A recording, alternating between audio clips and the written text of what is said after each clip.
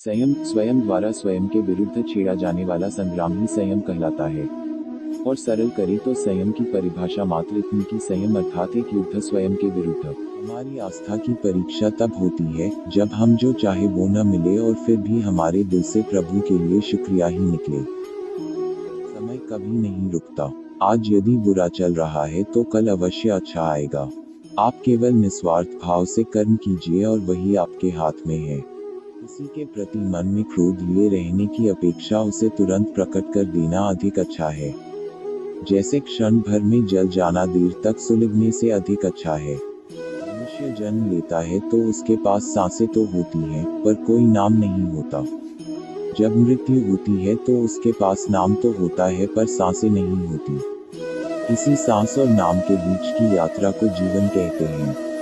जैसे तेल समाप्त हो जाने पर दीपक बुझ जाता है, उसी प्रकार कर्म के क्षीण हो जाने पर भाग्य भी नष्ट हो जाता है। जीवन में कभी निराश नहीं होना चाहिए, क्योंकि कमजोर आपका वक्त होता है, आप नहीं।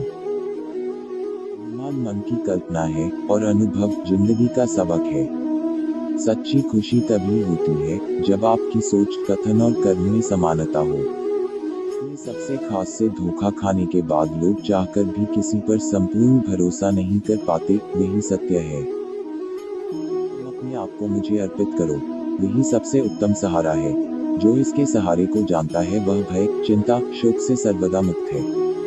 गीता का ज्ञान मानवता सदाहारी है, इसलिए संसार में कहीं ना कहीं महाभारत जारी है। यदि आपने किसी निरपराध जीव को सताया है तो वह आपके जीवन में शत्रु बनकर आएगा और आपसे बदला लेगा।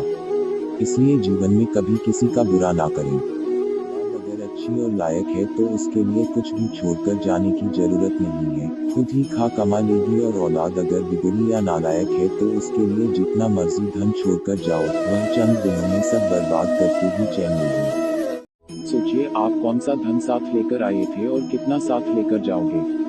जो चले गए वो कितना सोना चांदी साथ ले गए। मरने पर जो सोना चांदी, धन दौलत बैंक में पड़ा रह गया, समझो वो व्यर्थ ही कमाया।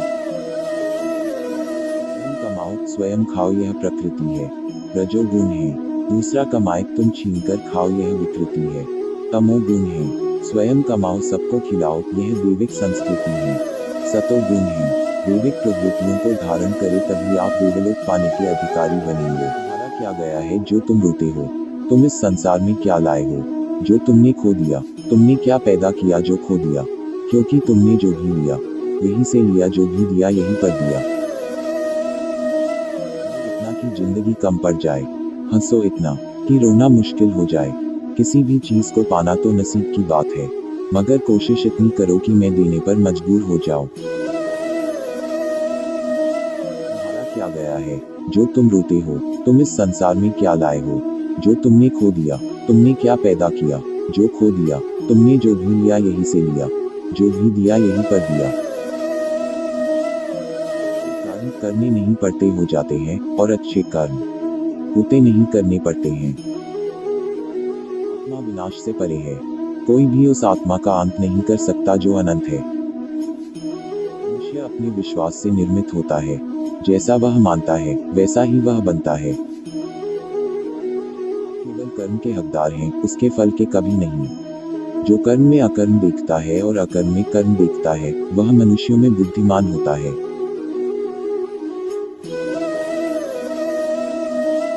लोगों के लिए दुश्मन की तरह काम करता है, जो इसे नियंत्रित नहीं करते हैं। और जिसने अपने मन को जीत लिया है, उसके लिए मन सबसे अच्छा मित्र है। हमेशा चलता रहता है, कभी रुकता नहीं। यदि आज बुरा समय है तो कल अच्छा होगा। इसलिए आप बिना किसी चिंता के सिर्फ कर्म कीजिए, फल समय खुद देगा।